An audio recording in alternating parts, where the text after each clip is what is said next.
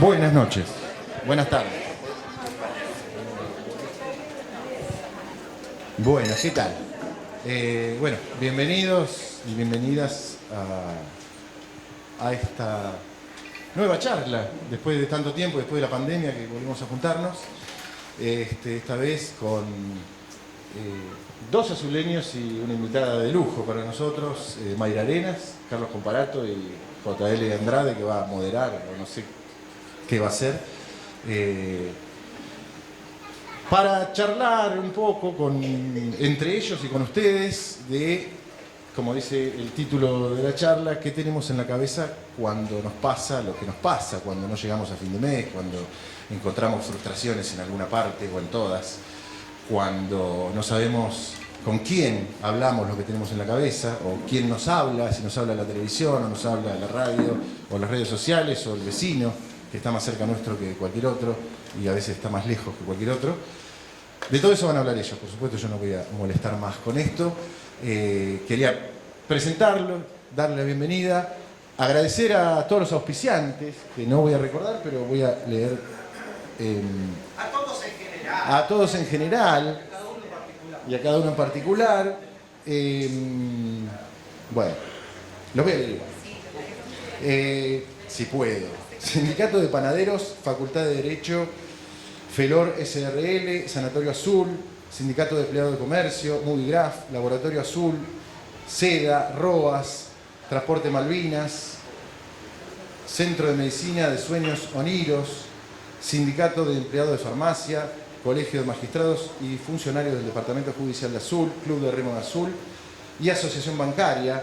Y agradecer especialmente a los medios que han estado acompañando la convocatoria, Radio Azul, Diario El Tiempo, y ahora nos están filmando, así que nos están acompañando la convocatoria, va a ser más bien retrospectivo el asunto. Así que antes de empezar vamos a cumplir con una costumbre, que es regalarles una camiseta del Club San José a cada uno de ustedes.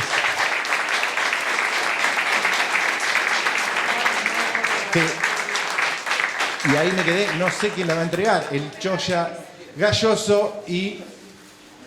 Viste, yo sabía que para algo... Y Rosita Bardas, perdón. Lo anoté recién y ya me olvidé. Que hoy estuvimos recorriendo con aquel muchacho, estuvimos recorriendo la cancha, que están casi terminando, un esfuerzo enorme hacer esa cancha y está hermosa. Hoy fuimos a recorrerla a la tarde.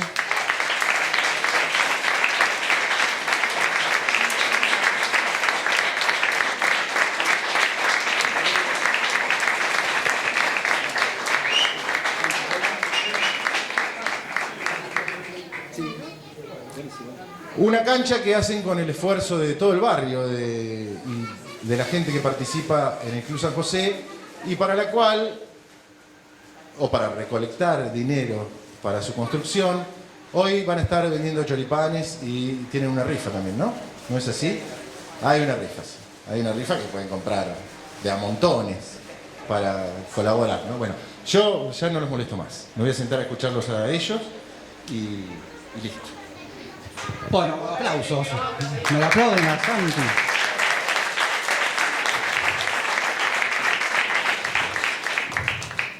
Póngalo. Bueno. ¿No? ¿No? Okay. Ahora, bueno, primero va Mayra antes de la presentación, lo que fue ya tiene algo preparado y después lo voy a presentar. Yo creo que está bien. Arranquemos así. Ahí está. ¿Sí? Hola, ¿cómo les va? Buenas noches. Buenas noches. ¿Cómo les va? ¿Me voy a parar? ¿Cómo les va? Primero que nada, gracias por invitarme. Estoy muy contenta de estar acá. Estoy con zapatos prestados porque me olvidé los míos. Y estos, ¿quién me los prestó? Alejandra McDonald's. Y si me llego a caer porque son prestados y no los conozco, directamente voy a fingir mi muerte porque sería el papelón de mi vida. Encima estoy bastante alta, así que espero no hacer ningún papelón. En realidad, yo surjo en internet de alguna manera hablando de la pobreza. Y me empiezo a hacer conocida hablando de la pobreza. Lo cual no significa que sea el único tema que me interesa, no significa que sea lo único que me importa. Pero casualmente, como fui muy pobre de chica, y no es común que en los medios haya gente que fue pobre de chica o que haya vivido la pobreza, entonces siempre que me llaman para hablar de esos temas. Así que calculo que es un tema con el que puedo seguir robando por mucho tiempo, porque directamente no hay gente que entienda de la pobreza o que conozca la pobreza, y que es, digamos, un ambiente en el que cualquier pavada que vos cuentes o cualquier cosa mínima que cuentes de supervivencia sin medios, los impresiona y los deja como mudos, ¿no? Es como que hay un desconocimiento total de la pobreza por parte de muchas veces la política, por parte de los medios de comunicación y por parte del poder, que digamos es un poder que juega a que sea hecho de abajo, pero ese abajo es como un arriba nuestro, de abajo no tiene tantas cosas. Así que, ¿hay pobres acá? ¿Hay algún pobre? ¿Alguno trabajó en su vida? ¿Alguno tuvo que trabajar? Bueno, entonces podemos acordar que somos bastante pobres. Igual más grave que ser pobre es el tema de tener cara de pobre. Y esto yo lo digo siempre muy en serio, lo digo en joda, pero una prueba para saber si tenés cara de pobre es, no sé si alguna vez estuvieron en algún supermercado grande o en algún negocio importante y el guardia los empezó a perseguir o a mirar como con mucha protección. Bueno, yo sospecho que eso a la gente muy rubia no le pasa. Es como que nos pasa solamente a algunos, otros zafamos en algún momento, depende de cómo estemos vestidos, y otros es portación de cara. Acá en Argentina es portación de cara, ni más ni menos. Yo tenía un amigo rubio en la villa que no caía en cana nunca, y era porque precisamente, claro, nadie sospechaba de alguien tan rubio, nadie sospechaba de un nene tan rubio. La blancura y las pecas y los rulos y ciertas cosas dan un grado de impunidad y dan un grado de aprobación social que otro tono de piel no te lo da. Acá en Argentina, no sé cómo es azul, pero no creo que justo azul sea la excepción a la Argentina, pero la he recorrido bastante y creo que es todo bastante parecido. Ahora, la pobreza no es toda igual, y menos en un país tan grande como el nuestro y con un 40 y pico de pobres, 40 y pico % de pobres como los que tenemos acá en Argentina.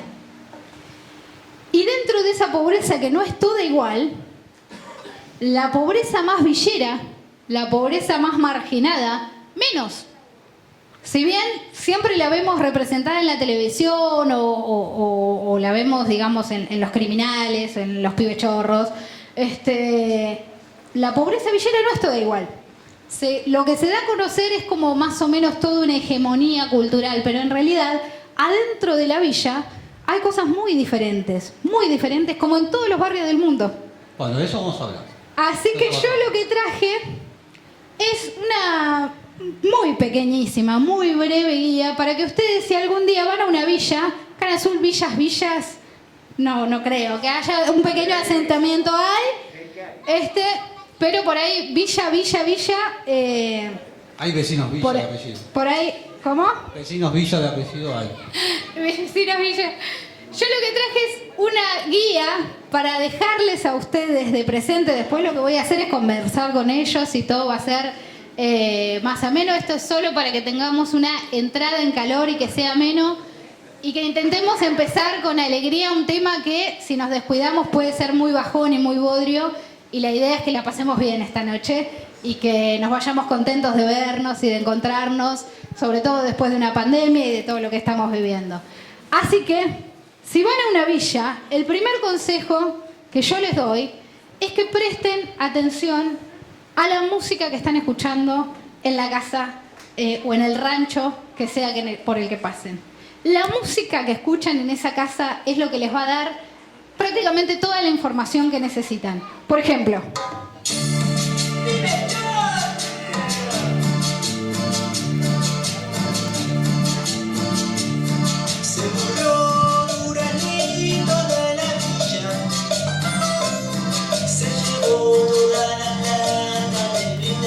¿Alguien sabe que estábamos escuchando? ¿Alguien conoce esa banda? ¿Quiénes son? Los Pibes Chorros, muy bien. Los Pibes Chorros. Ahí estamos hablando de pobres, de otra generación, porque la cumbia villera que se escucha ahora no es esta cumbia villera, esta es la cumbia villera de hace 20 años. Pero ustedes tienen que saber que en esa casa es muy probable que haya alguien que tiene por lo menos un pariente en cana, que tiene quizás una idea de que laburar no es lo mejor que te puede pasar en la vida, que tiene quizás la idea de que su tiempo tranqui vale mucho más de lo que te quieren imponer y que tiene por sobre todas las cosas a la joda como ideal de vida. Y lo tenemos que bancar, por supuesto, porque si lo bancamos en otras clases sociales, ¿por qué no lo vamos a bancar en la villa? Ahora, pueden estar escuchando otra cosa en la villa también. Mentiroso, corazón mentiroso, te vas a arrepentir cuando esté con yo. ¿Qué estamos escuchando acá?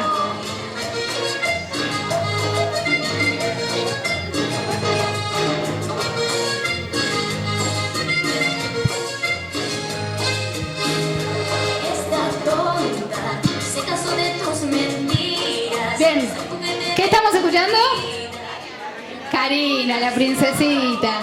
Karina, la princesita, rompió los techos de la cumbia villera, un poco por rubia capaz, un poco porque es muy, muy, muy, muy talentosa, y porque llegó a Tinelli, llegó a esos programas donde rompes los techos que tiene la cumbia, que son los techos de la clase baja, ¿sí? Ese techo también lo rompió Pablito Lescano, ¿sí? Por lejos lo rompió hace mucho y muy lejos. Ahora, lo que tienen que tener cuidado en una casa donde haya una mujer que escucha a Karina es en no mirarle al marido. Una mujer que escucha a Karina por el hombre que ama es capaz de hacer absolutamente cualquier cosa. Esa mujer ve una potencial China Suárez en todas las mujeres. Todas le quieren robar el macho, todas se lo miran, todas se lo quieren sacar. Y Karina es como... Yo escucho Karina, les aclaro.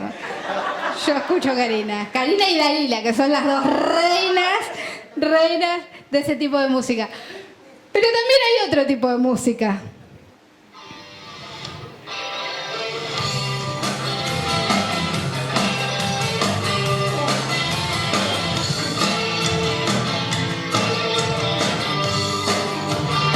Lo más mejor del mundo.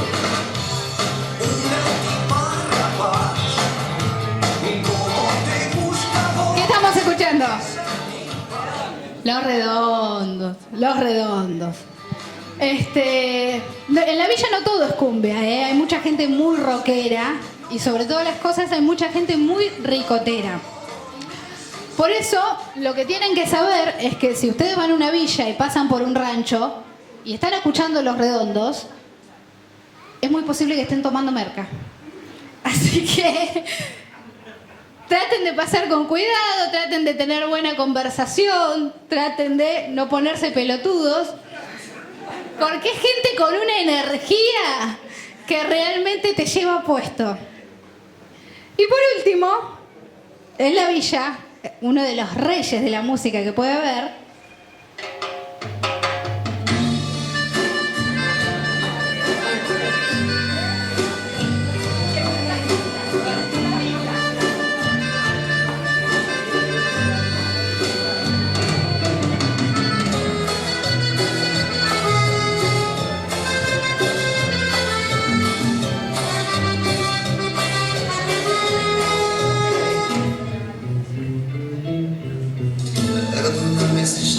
¿a quién estamos escuchando?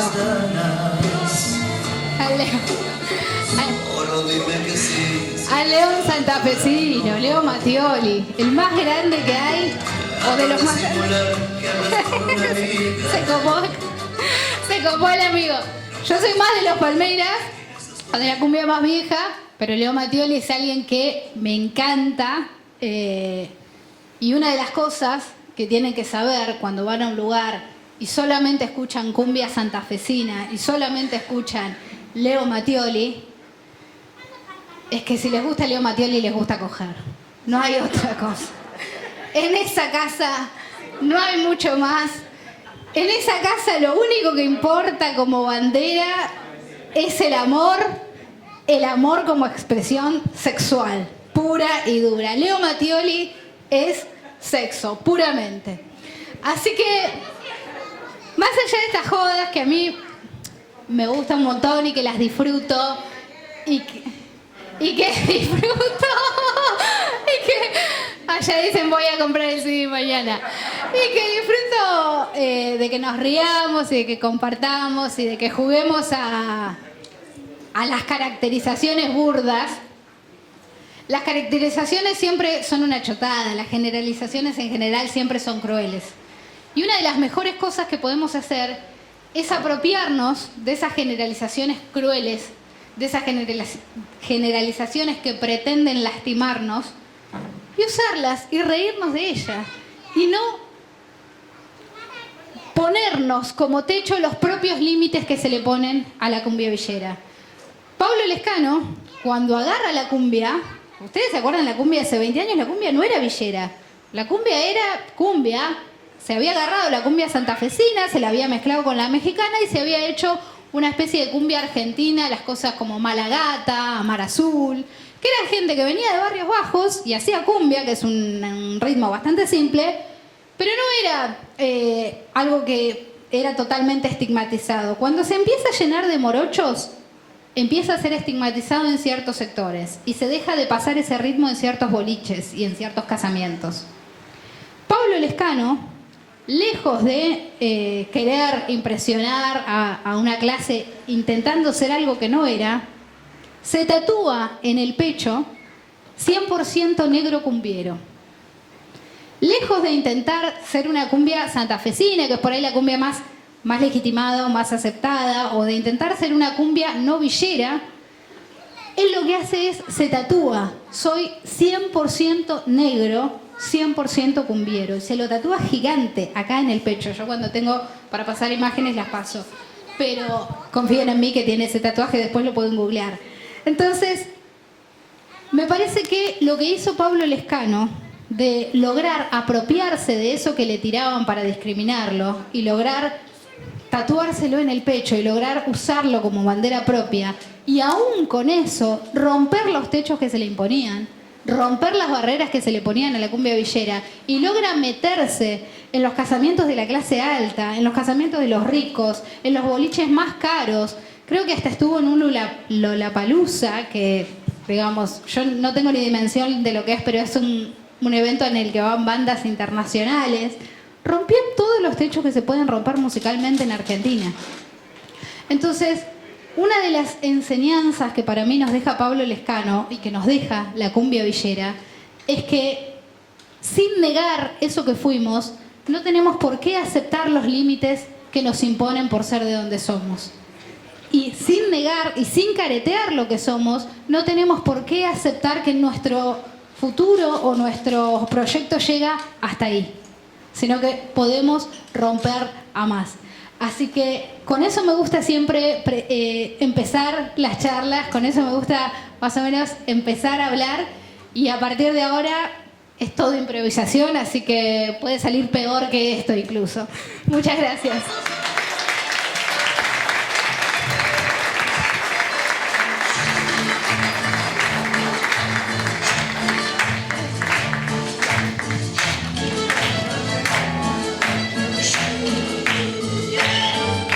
No voy a cantar.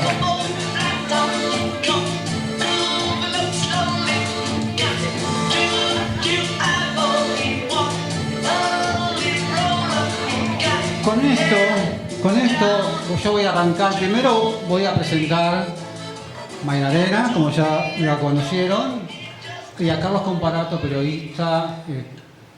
He trabajado en periodismo acá en Azul y he trabajado con él, tiene esa suerte. Hemos tenido unas discusiones alguna vez, porque a mí me gusta discutir todo. No traje la media de distinto color, porque después lo quiero ver eso. Y esto que acabamos de escuchar, a mí, lo que vos decías de romper techos y demás, también me hace pensar, y eso es algo que le dije tanto a Santi como a Vicky, y quiero agradecer a todos, no te la esperabas, esas dos cosas no se esperaba, que yo diga a todos y que yo modere esto, porque no sabía que yo moderaba, así que no vio el flyer. Y entonces esta mixtura también me hace pensar que la realidad no es tan esquemática. Entonces, ¿por qué tenemos en la cabeza cuando pensamos que la realidad es absolutamente esquemática? Solamente es muros, muros y muros. Cuando es porosa, quiero decir, esta cumbia, los Palmeras con el bombón asesino, con el tema de John Lennon o de los Beatles, de John Lennon, es una mixtura, es una porosidad cultural. Entonces, a mí me gusta laburar ahí, en la porosidad, porque yo soy parte de la porosidad. Yo soy un señor que es indigente, por ejemplo. Sin embargo, me puedo llegar a comprar un vino de 3 lucas, porque soy un hedonista. Yo crecí en San Francisco, pero soy hincha y estoy muy feliz de que me den esta camiseta, porque soy hincha de este club. Así como... Estuve mucho tiempo enamorado de una chica que vive acá a la vuelta. Muchos años. La tuya, claro, bueno. Qué bien. No escuchas cosas, ¿no? Leo Matteoli. No se escucha Leo Matteoli en tu casa, ¿no? Ah, buenísimo, porque si no, no sé quién me... entonces me gustaría preguntarle tanto a Carlos, que agradezco muchísimo que estés. Mayra, yo te admiro. Y soy un sorete, pero no admiro a casi nadie. Quiero que lo sepas. Es esto sobre qué tenemos en la cabeza. Y agradecerle a Andrés, que fue el que armó todo. Te amo. Gracias. ¿Qué tenemos en la cabeza? Porque en el querer pensar que todo es rígido, que no hay porosidad, que no hay mezcla, ¿no? Eso me gustaría que empezáramos. Desde ahí. ¿Tenemos en la cabeza porosidad o no tenemos en la cabeza porosidad social y porosidad cultural? ¿O es solamente pobre negro cabeza? ¿O es solamente cheto de mierda? Rugby que golpea a tipos, a negros obviamente, ¿no? No va para el rubio. Carlos, te invito. No hay alcohol, ¿no? Hola, hola. ¿Estás a algo? ¿Diana? Hola, ¿qué tal? Buenas noches. Tiene que seguir hablando ella, yo estoy de más acá, déjense de joder. Esto es idea de Andrés, de la gente, pero bueno, realmente tiene que hablar de ella, me encanta escucharla. Quiero decir algo del Club San José. Digo porque hay que tener dónde estamos hoy, por qué estamos hoy acá y por qué se eligió este lugar. Ojo, yo no participé en la organización, me dijeron, tenés que venir, Carlito, al estilo Andrés. Vení, Carlito, después vemos. Bueno, venimos acá, pero quiero rescatar a este lugar, y más tanto Mayra, lo que implica este Club San José en este barrio, uno de los primeros barrios de Azul, y creo que tiene un contenido muy profundo desde lo social, porque quizás en alguna época acá vivían los pobres, los que estaban atrás del arroyo. Vos habrás cruzado el arroyo para venir acá. Bueno, acercate un poco más. Acá, micrófono. Perdón. Acá o vivías o detrás del arroyo o detrás de la vía. Entrando por Piazza, de Buenos Aires, bueno, detrás de la vía, ¿no? Eran los negros detrás de la vía o los negros detrás del arroyo. Yo creo que el trabajo social que realiza el Club San José y los vecinos de este barrio, creo que hay que empezar a hilarlo con lo que acaba de decir ella recién. ¿Cuál es la idea del pensamiento? Digo, ¿por qué hay que sumergirse en lo que nos estampa el sistema? ¿Por qué no podemos romperlo eso? Respetando la villa, cómo se vive en la villa, cómo se vive en la otra cuadra. Digo, por ahí me voy un poquito del tema, pero venía pensando hoy algo medio raro. Yo era chico y mi viejo siempre me jodía con una frase. A este le faltan los pajaritos, se le volaron los pajaritos. Lo decía en forma... Se dice todavía. ¿Se dice todavía? Obvio. Pero en forma despectiva.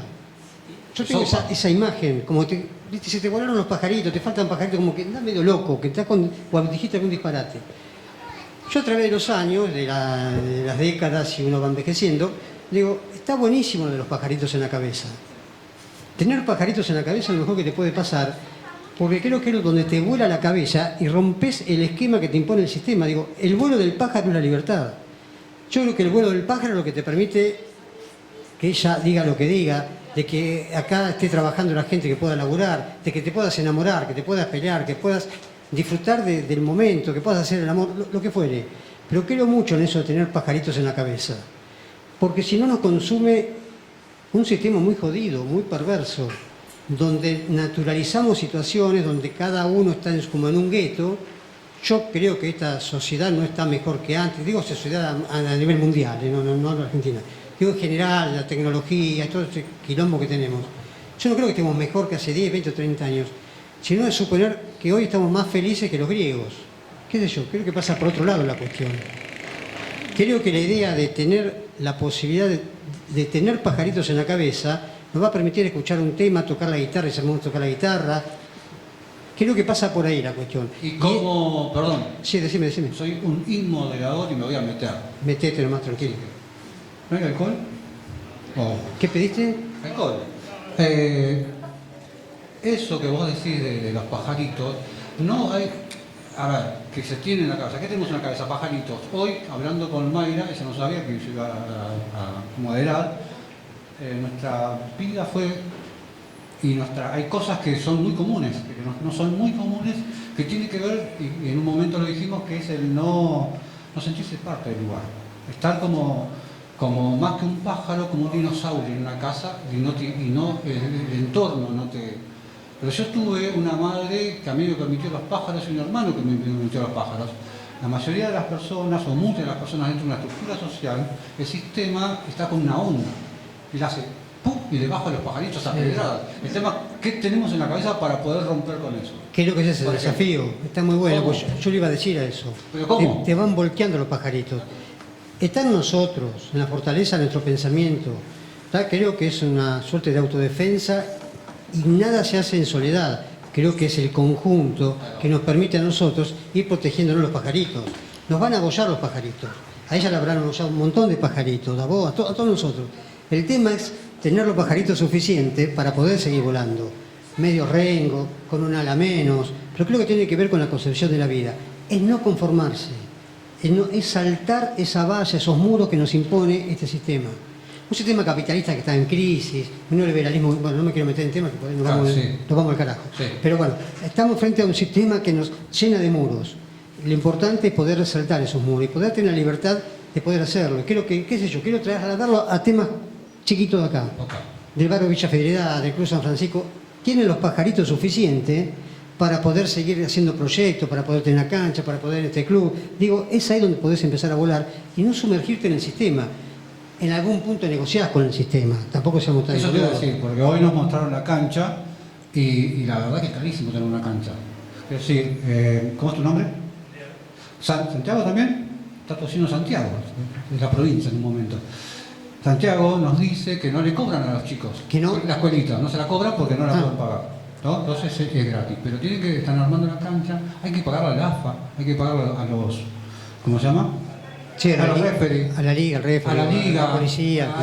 ¿Qué decir? ¿Cómo generas esa guita? Porque también el barrio, digamos, es, ¿cómo se llama? No viven 2 millones de personas. ¿Cuántos viven en el barrio acá?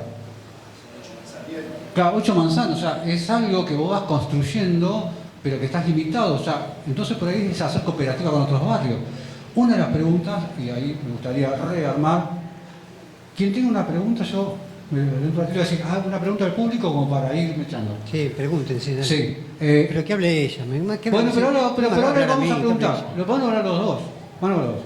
Una de las preguntas, me parece a mí, es ¿qué tenemos en la cabeza cuando vamos a pensar en otro barrio? Porque San Francisco y San José, cuando yo era chico, nos cagábamos a trompada. Sí, es verdad eso. Y esto, Laura, que hizo la entrevista, me lo dice, ¿por qué es esta construcción que hacemos del pobre cuando su realidad es la misma? ¿Qué tenemos en la cabeza? ¿Qué nos pasa? ¿Quién nos hace esa realidad? Y vos trabajás en un multimedio. Ella, cuando hiciste la charla de TED, hablabas vos de la violencia de los pobres, ¿no? Hablabas Claro. de esa violencia, pero la violencia no nace de vos. En todo caso nace de un sistema perverso. Bueno, pero ¿cómo? Si vos te cagabas a trompada con el San Francisco, y bueno, habría un argumento para que se cagaran a trompada. Había un contenido de cada barrio para decir, este es mi territorio, ponele, no quiero que me den estos tipos. Claro, bueno, ahí bueno. Pero bueno, pero ella creo que puede hablar mucho mejor que yo. No, bueno, ¿cómo articulamos? Hablemos todos y todos pueden interrumpir y preguntar Sí, y dale, lo bueno dale. es que pase eso. Carlitos, acercate el micrófono a la red. Bueno, dicho. Cuando era chica, era muy violenta. En mi casa se vivía de una manera muy violenta, tuve un padrastro muy violento, entonces yo iba a la escuela y obviamente hacía las mismas cosas. Entonces fui a la escuela de la villa a primer grado y por tan violenta que era me echan y me terminan mandando a otra escuela como castigo, mi abuela. En esa escuela nueva a la que yo voy, resulta que cuando vos querías pelear, cuando vos buscabas pelea, no te devolvían la pelea. Iban y le decían a la maestra.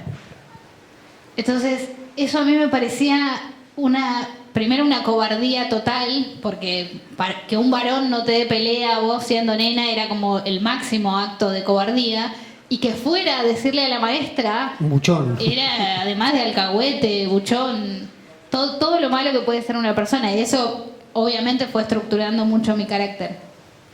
Pero voy a contar algo que hice más de adolescente. Yo desde muy chica milito en el peronismo, siempre estoy en los barrios donde hay algún quilombo, no siempre desde la política, porque a veces me peleo con la política, me voy y hago desde fuera de la política. Pero una vez teníamos en Bahía un barrio al lado de uno de los barrios más cogotudos de Bahía Blanca, que es, se usa la palabra cogotudo todavía, que es el Paligüe. Y al lado teníamos como nenes, siempre en los semáforos, ¿viste? Nenes anti-Paligüe, o sea, lo opuesto del Paligüe. ¿Qué pasaba? En el Paligüe había una escuela de tenis exclusiva, muy cara, donde todo era caro, todo era de primer nivel, la cuota era imposible. Bueno, yo fui ahí de cara rota a pedir si no nos dejaban entrar a los nenes a jugar. Yo era re pendeja, tenía 17, 18 años. A jugar, a ser parte del club y a conseguir becas o qué había que hacer. Siempre fui de empujar. Bueno, me dijeron que sí, que vaya, que tal día podía ir, armar con los nenes, hacer una actividad. Bueno, aunque yo haya sido villera y haya vivido tantas cosas, uno igual tiene ilusiones y uno a veces es iluso. Y en mi mente, los nenes pobres se iban a hacer amigos de los nenes ricos y se iban a enamorar y iba a ser una cosa como Cris Morena, iban a ser novios y se terminaban las clases sociales ahí. Tipo, yo estaba empezando la revolución. Bueno, en la vida real no pasó, se imaginan. Se recagaban a trompadas todos los días. Los nenes ricos no querían ni jugar con los otros, le tenían terror porque los otros eran re ásperos. Los que yo llevaba se afanaban todo, es la verdad, se afanaban pelotas, paletas, camperas que se encontraban, todo, se chorearon, se robaron todo. Y fue un fracaso tremendo, yo realmente lloraba, estaba como destruida porque tenía una ilusión muy grande ahí. Entonces, yo en esa época trabajaba para un viejo muy capo, cuidaba a un viejo de 84 años. Y el viejo fue una de las mejores cosas que me pudo haber pasado. Yo he hablado, si alguno de ustedes me conoce, he hablado en varias notas de él porque fue como una imagen que aparece en mi vida y me enseña como las cosas básicas para sobrevivir. Y hablé con ese viejo, y claro, el viejo no era peronista, no era humanista, no era un carajo. Y me dijo, vos hiciste todo mal. Me dijo, te pensaste que los nenes iban a respetar, te pensaste que los nenes iban a ir desde el amor, que iban a ir desde el cariño, y no, van desde el odio y van desde el resentimiento, y los otros desde el miedo, porque obviamente ante semejantes monchos que venían les tenían terror.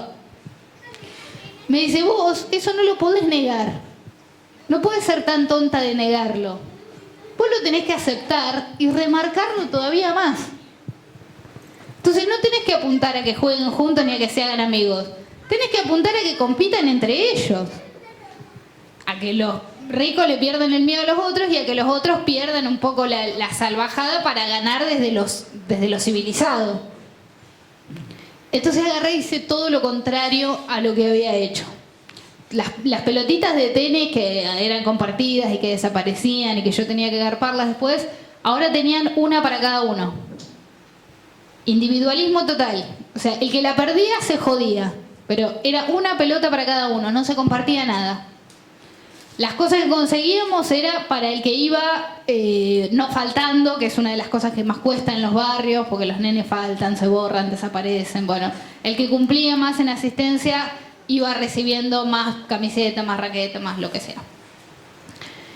Y Y empezamos a hacer que compitan entre ellos. En lugar de querer que se hagan amigos a la fuerza, que no iba a ocurrir, empezamos a hacer que compitieran y que se notara eso, que era un barrio contra otro y no había por qué caretear nada.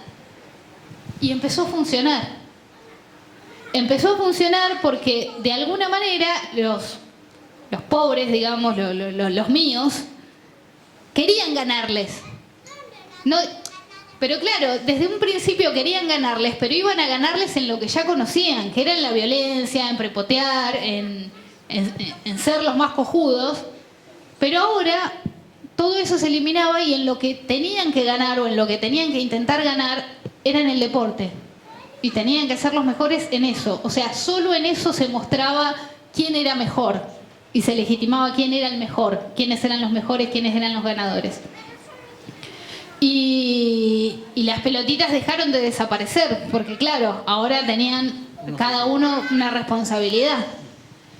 Entonces, esto de las fisuras o de las porosidades, más allá de que obviamente yo jodo con no romper los techos y con no endurecer y con no estigmatizar, muchas veces lo que recalco siempre es el aceptar de dónde es uno y aceptar las limitaciones que tiene uno, y el resentimiento es una de las más grandes limitaciones.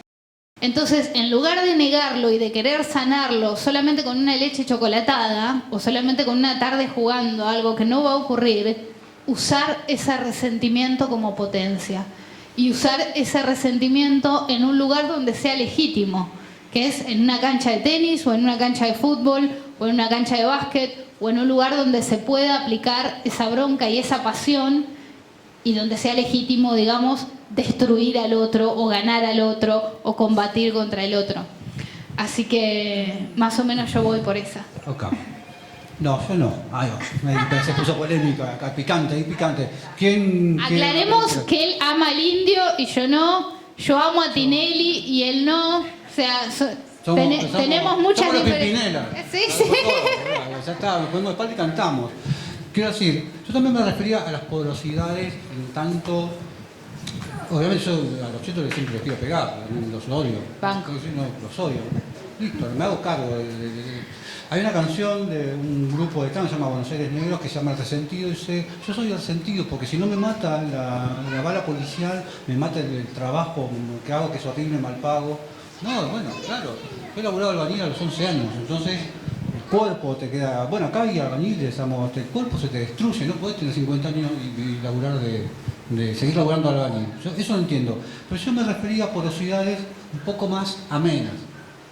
No solo de la pelea, porque también si uno piensa, una de las porosidades que a mí me parece interesante, nosotros en el barrio de San Francisco, cuando yo era niño, 11, 12 años, nos llevaban a hacer campamento con chicos con discapacidades, con capacidades, no sé cómo quieran llamarlo, con discapacidades. Y estábamos 2 o 3 veces al año, nosotros íbamos y era hermoso.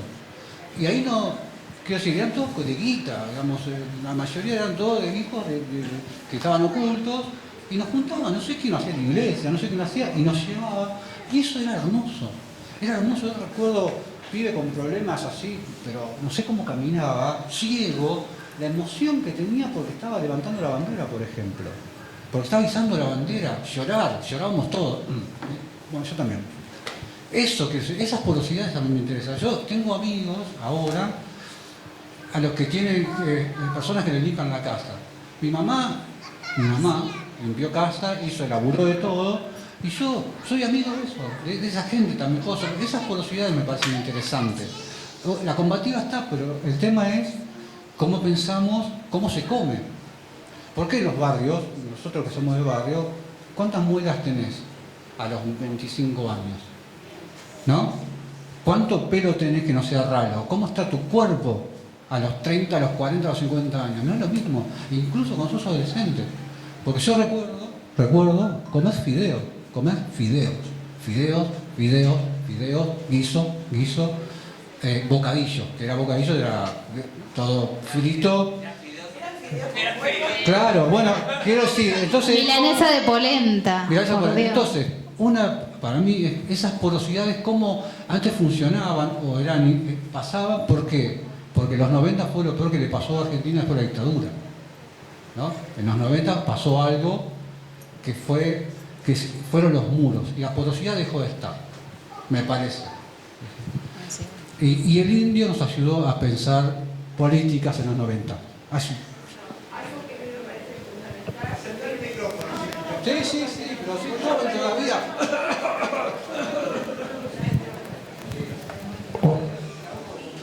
Sí, pero no me gusta. Bueno, no importa.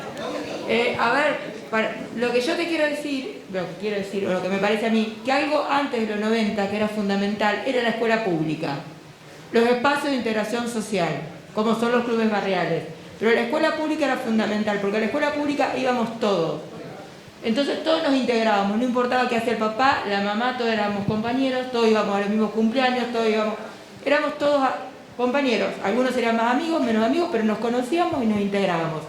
Al perderse la escuela pública primaria, al perderse la escuela pública secundaria, se privatizó. Y ahora yo trabajo en la universidad pública. En la universidad muchas veces es el primer momento donde los chicos logran integrarse y conocer, los chicos de sectores más favorecidos, a los chicos más humildes. Perdón. Bueno, Sí. Carlos, Mayra. Sí, efectivamente, la escuela cumplía ese rol para mí, no solo porque era de calidad en aprendizaje, sino porque cumplía eso, de que era la que reunía todos los espacios. Fíjense, una cosa a la que yo le presto mucha atención, yo escucho mucha cumbia. Es la música con la que me crié y es la música que escucho. Y fíjense que la cumbia villera de Malagata o de Omar Azul o incluso de Damas Gratis es una cumbia que al oído se entiende perfectamente. Ahora, si uno escucha una cumbia villera actual, por decirles el más famoso es Elegante, yo les puedo asegurar que mucha gente no entiende la mitad de las cosas que quiere decir. Y no les entiende porque es otro lenguaje. Entonces, ¿en qué momento dejamos que una fracción de la sociedad empiece a hablar otro lenguaje? Claramente cuando están apartados, claramente cuando no se mezclan con el resto de la sociedad, entonces las costumbres se empiezan a acentuar, los lenguajes se empiezan a formar y a conformar y empieza a decirse de otra manera las mismas cosas o empiezan a usarse las palabras para otras cosas o se empiezan a usar otras palabras directamente y por eso esas canciones nos resultan a veces ininteligibles. Entonces, me parece que lo que pasó fue que se dejó de reunir la niñez, se dejó de reunir la adolescencia y con suerte los pobres que llegan a la universidad, que todavía serán algunos, pero son minoría, ahí recién conocen a los de clase media, pero ya tenés toda una identidad construida y ya tenés toda una realidad conformada y el otro también. Entonces es muy difícil y es muy nuevo. Allá quieren hablar. Sí, y es muy nuevo y dificulta todo lo que es la cohesión social. Si eso ocurriera desde la primaria, tendríamos... Ok. Para. Mayra, perdón. No, lo que te quiero... cortita, sí. Sí, vamos. lo agrego cortito. Soy trabajadora social en la universidad pública y te puedo asegurar que en la década del 2000, a partir del 2000, las políticas del kirchnerismo en el 2003, a la universidad pública llegan muchísimos chicos humildes. Trabajo en el ICEN. O sea, no son pocos los chicos, porque también está esa mirada, que con la creación de muchas universidades en el conurbano y con las políticas de inclusión social y con los programas de beca, hay muchísimos chicos pobres que llegan a la universidad pública. Y eso tenemos que sostenerlo, porque digo, hay una mirada que dice que la universidad pública solamente llega a la clase media y algunos pobres. No. Tenemos, gracias a Dios, o gracias a las políticas de gobierno inclusivas, han llegado muchísimos chicos pobres y siguen llegando. Eso es importantísimo, defender la educación pública. Me parece que es muy válido destacarlo. Bueno, Tenemos sí, estoy de acuerdo. El tema... Perdón por el corte. No, está bien. Comparto lo que dice ella, que dice también Mayra. El tema de la escuela pública se ha degradado, es una gran deuda al sistema democrático. Yo lo pondría en el 90, lo pondría antes. Lamentablemente no hay política de Estado que se mantenga en el tiempo. Lo comenzó Néstor Kirchner, después se vino abajo, vino otro. A ver, vamos a ser sinceros en esto. Acá no hay política de Estado que perduren. Y en el plano educativo, esencialmente. La degradación de la escuela pública es uno de los grandes pecados de la democracia. Cuando la escuela pública es el eje, el lugar central igualitario. donde ahí tienen que estar todos los chicos con las mismas posibilidades y los chicos de distintos barrios que se junten. Hay que recuperar ese concepto de la escuela pública. Yo lo asumo como uno de los grandes pecados de la democracia en Argentina. Yo sé que algunos no lo opinarán igual, pero yo creo que hubo momentos, pero no hubo política de Estado. Política de Estado yo te hablo 10, 20, 30 años. Si lo vamos a hacer durante 10 años y después echamos todo para atrás, yo creo que, bueno, pero nos vamos al diablo. Sí, sí, por eso quiero para... También es... Un segundito. Que también creo que es cómo lograr eso. Es decir, porque hay un poder, hay un poder detrás del político, que es el económico, digamos, que es el que no es lo mismo ser feminista en Barrio Norte que ser feminista en el barrio, por ejemplo, ¿no? Para dar una, ¿cómo hacemos para romper con esa estructura si hay un poder que todo el tiempo está cambiando para que no haya políticas públicas y hay un poder que no quiere nada público, que quiere, ¿cómo se llama?, poner de monetizar todo? Y te pone a Chile como, ¿cómo se llama?, como ejemplo y explota Chile. Bueno, sí, ya quieren. Bueno, estamos, gracias, qué buena idea la de Santiago Zúñer de convocar al mejor poeta de su generación como inmoderador. Sabíamos que esta charla iba a pasar por acá. No Desde que empezaron a hablar tanto Carlitos cuanto Mayra, está flotando este tema que salió ahora. Porque cuando hablamos de San José hablamos fundamentalmente de educación, ni de deporte, hablamos de educación. Y hay mirá, conozco el sistema educativo por dentro, laburé 10 años en él. Antes de laburar tenía una imagen de la escuela pública, una imagen de la maestra y del maestro, del docente, que por supuesto en esos 10 años se destruyó por completo. Me fui a la Patagonia, allá en la Patagonia con los mejores, con María Fernanda Romitelli, la mejor pedagoga que tiene este país, armamos la Escuela de Educación Popular. La armamos y la construimos en el barrio más áspero de Trelew. Ahí va. Después de 15 años, Sí. y estoy hablando de educación pública popular, no educación pública popular, con los docentes más comprometidos. De hecho, hicieron una votación entre los docentes y a la escuela le pusieron a Ernesto Che Guevara. Pero hermano... El tatuaje de Maradona. Pero de laburar, nada. De hecho, después de 15 años de sacrificio, le entregamos la asociación a los docentes porque ya no queremos saber más nada de ellos. Bueno, y vuelvo a esto. Entonces, punto. Redondeo, poeta. Hay una anécdota que cuenta de Mayra, hace mucho la leí, de su hermana. Su hermana era tan... Bueno, iban a la primaria como podían, salteado, toda esa historia que ya conocemos todos de Mayra. La hermana de Mayra era tan estudiosa y tan brillante como Mayra, pero la maestra de la escuela pública no le corregía y no le revisaba el cuaderno porque venía con un cuaderno de tapas blandas y ella había pedido cuaderno de tapas duras. No necesitaba ni... Porque como los conozco los docentes, claro, sé que eso es lo que ocurre. No puedo creer que te acuerdes de eso. Claro, no, que se acuerda de cualquier cosa. Porque los docentes son desclasados muchas. Y vengan de UNE o de A4. Una cosa también como para que Mayra y también para que Carlos, a mí me gustaría un poco hablar del goce. Porque del goce. Sandra, que está allí, que te agradezco que hayas venido, Sandra. Yo le pregunté, ¿qué tenemos en la cabeza con respecto a qué? Ella me dice, en el barrio, ¿no? Ella es de acá, de este barrio. Me dice, las relaciones se están volviendo muy líquidas. Como, no en todos lados se escuchan a Mattioli, quiero decir, ¿no? Ni a Karina, ni a los gedientos. Ya nadie escucha a los gedientos. A los dinos también. Bueno, quiero decir, ¿qué tenemos en la cabeza con respecto a este cimbronazo que ha sido el feminismo blanco, ¿no? Pero ha sido un cimbronazo con respecto a las relaciones? Sí, ¿no? Ella quería decir algo y no me gusta que nadie se quede. Son varios, No, bueno, primero soy docente. Docente en la Escuela 21, que no es poco decirlo, quienes viven por acá saben que la Escuela 21 es brava. Es una escuela, es una gran escuela de Azul, que la está peleando porque tiene primero poca matrícula y después una, ¿cómo decirlo? Se cree que es una mala escuela en Azul, ¿no? Tiene como una mala fama en nuestra ciudad. Una mala fama que la ha creado la misma ciudad, digamos, ¿no? Digamos, el mismo ambiente que rodea la escuela.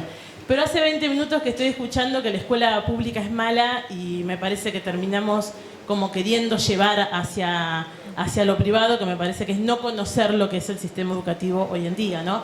No conocer lo que somos los docentes hoy en día, que no solamente somos docentes, sino que a veces somos hermanos, amigos, padres, suplantamos un montón de cuestiones. No sé si está bien decir lo que suplantamos, pero los chicos nos terminan dando ese rol. Y cuando hablamos de docentes desclasados, me parece primero muy fuerte, desubicado, existen. Después lo discutimos. Existen, no, discutirlo no. Existen como existen en todas las profesiones, desclasados o no desclasados. Pero a lo que voy es que la educación pública en Argentina, si bien tiene todas sus falencias, porque las tiene, y coincido con Carlitos cuando dice, cuando no hay un correlato, cuando no hay un seguimiento, cuando no hay un tiempo en el que se continúe con una política educativa, termina pasando lo que pasa ahora.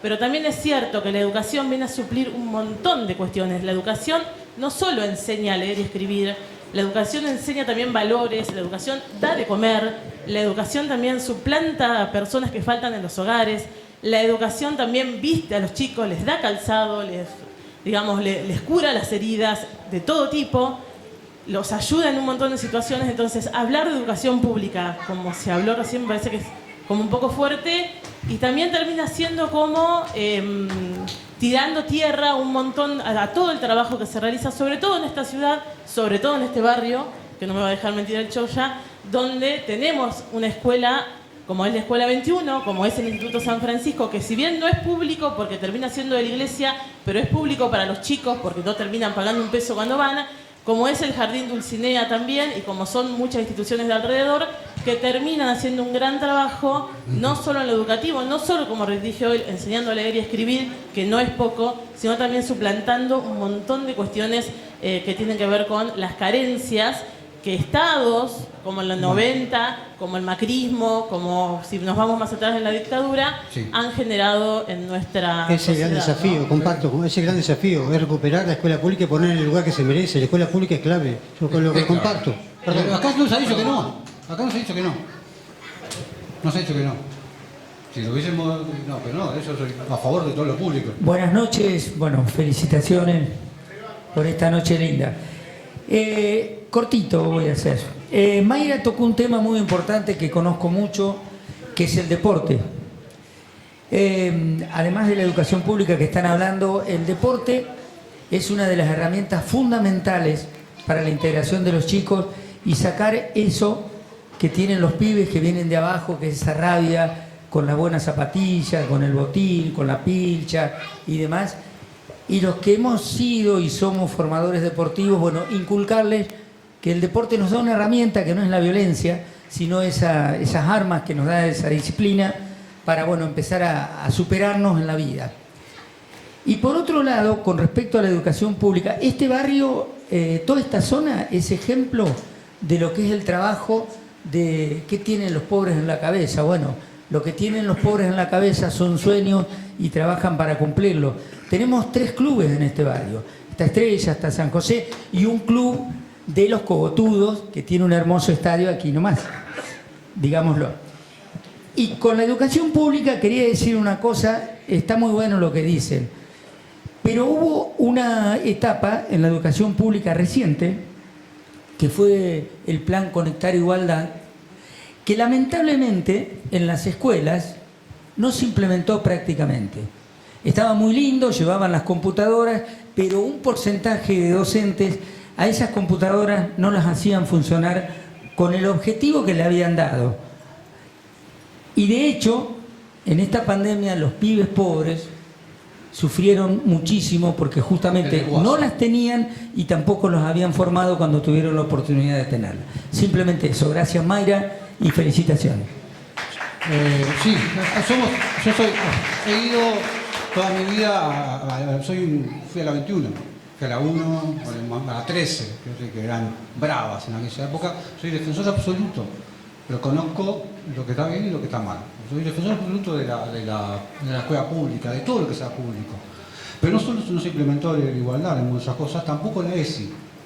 Había un montón de docentes, y hay hoy todavía, que no quieren dar la ESI.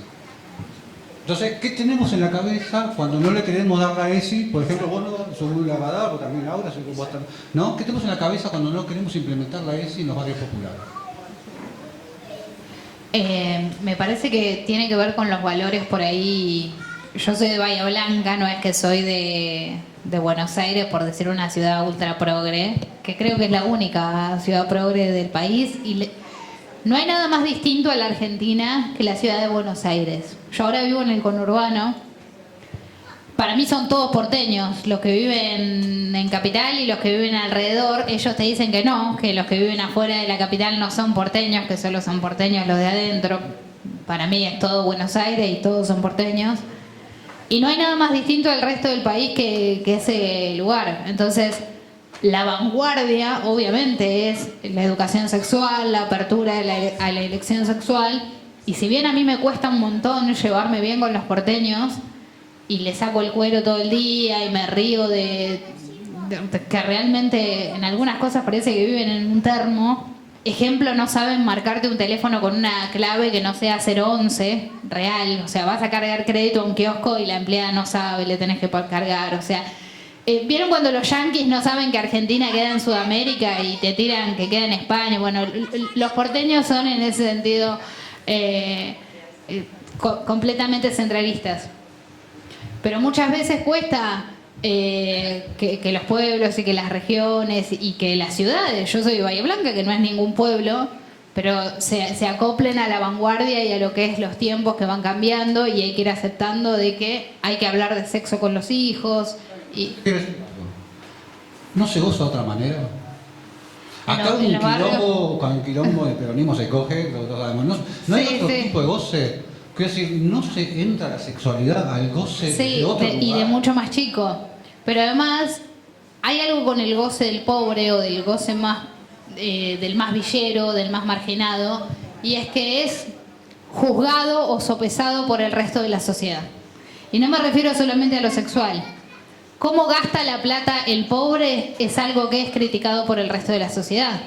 En qué se gasta la plata un pibe o un villero es algo que es criticado por el resto de la sociedad. Si vos te sacás una foto y la subís a internet y tenés un buen celular, pero no tenés la pared revocada, o tu mesa o tu casa está en ciertas condiciones, vas a ser criticado, porque para la sociedad hay otras prioridades, o para la hegemonía cultural hay otras prioridades.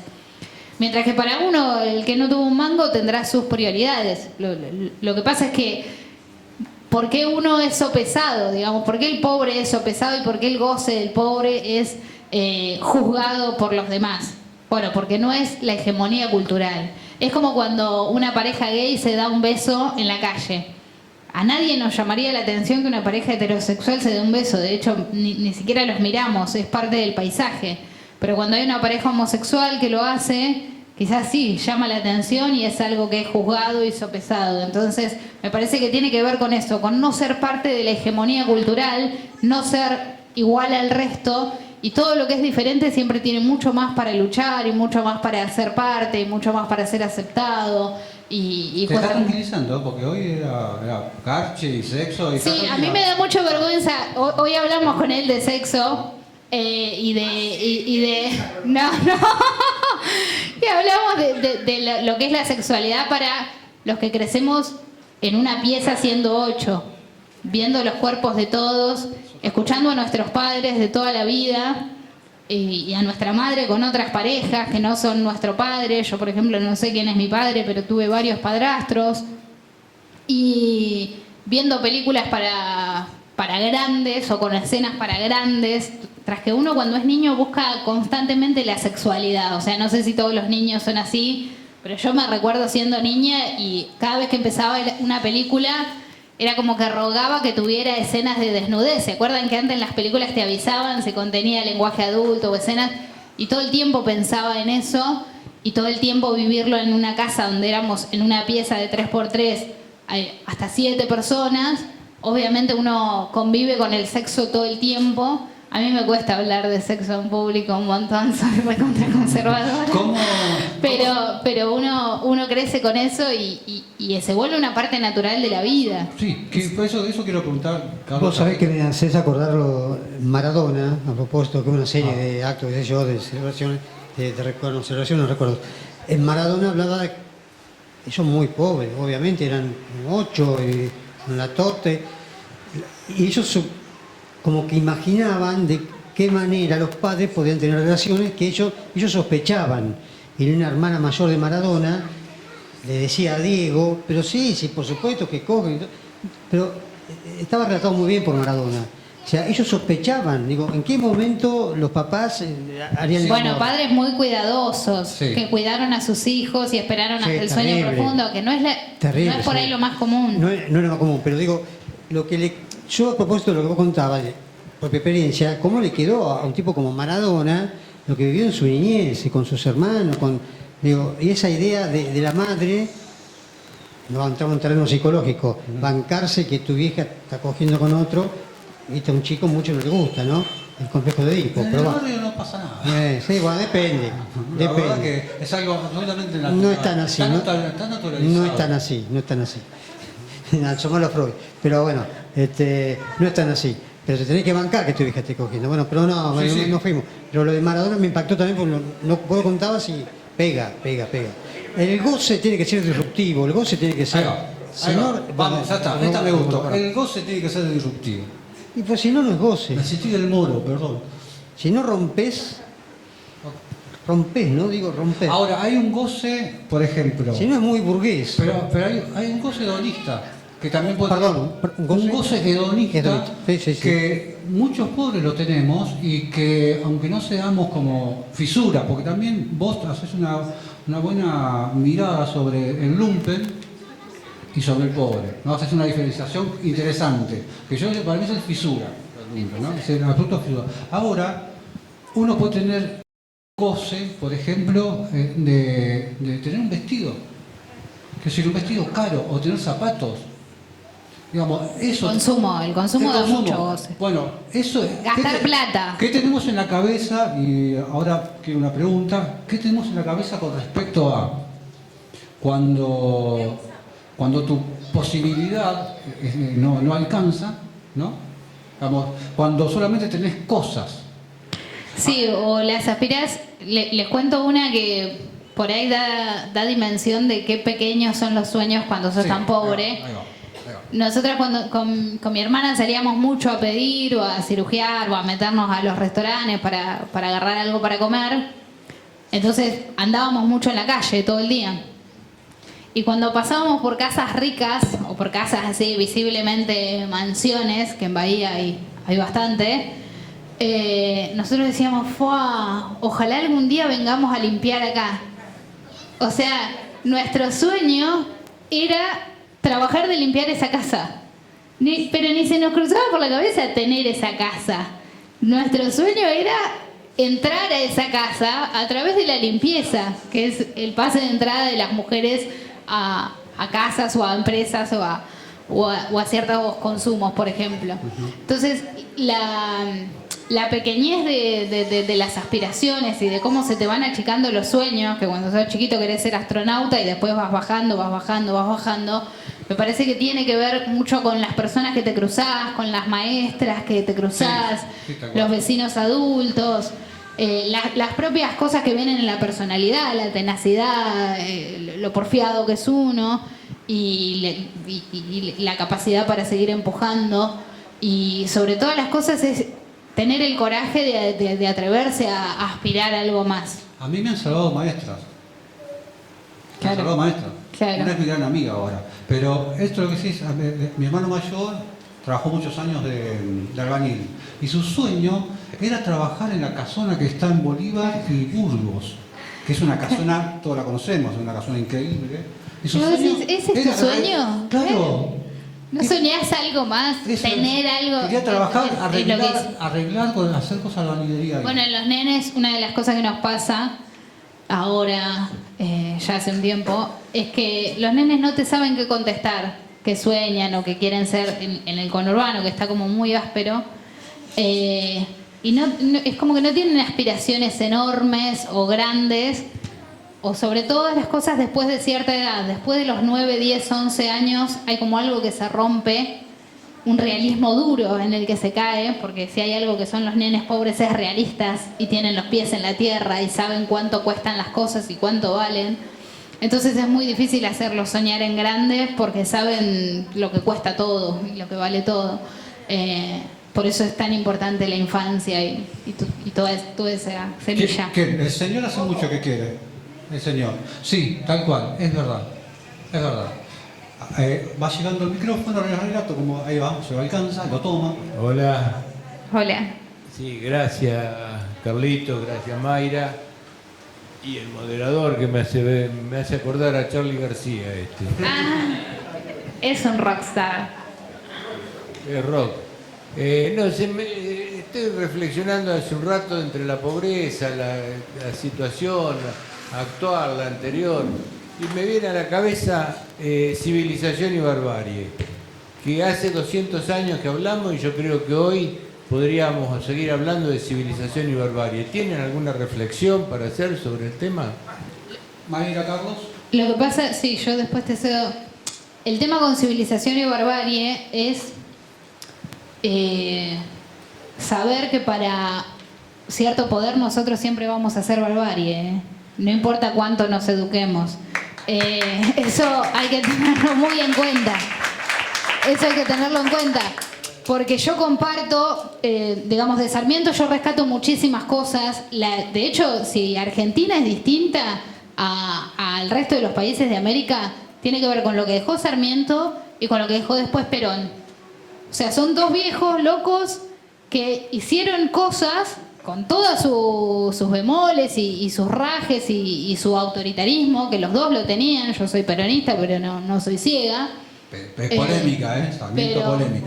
Pero banco el tema de dejar una estructura enorme, más grande que vos y que te preceda, y dejarlo para el otro. Y lo que hizo Sarmiento con la educación en Argentina no tuvo precedentes en América Latina, y por algo en el 1900 Argentina era el país más culto de lengua castellana acá en América. Entonces... Lengua hispanoamericana. Lengua hispanoamericana, sí, bueno, ahí me sale la bahiense, que es media negadora de todo ese pasado. Pero me parece que lo que tenemos que tener en cuenta es que en eso que llamamos civilización y en eso que queremos meter la educación y sacar a la gente de la pobreza y que sueñe y que aspire y que tengamos una mejor sociedad, tratemos de no creernos siempre del lado de los civilizados, porque hay un tipo de poder para el que, sin importar el grado educativo que tengamos los que venimos de abajo, siempre vamos a ser unos bárbaros. Sí. Y ese es el realismo duro que uno tiene, digamos, cuando yo era empleada, yo fui empleada cama adentro.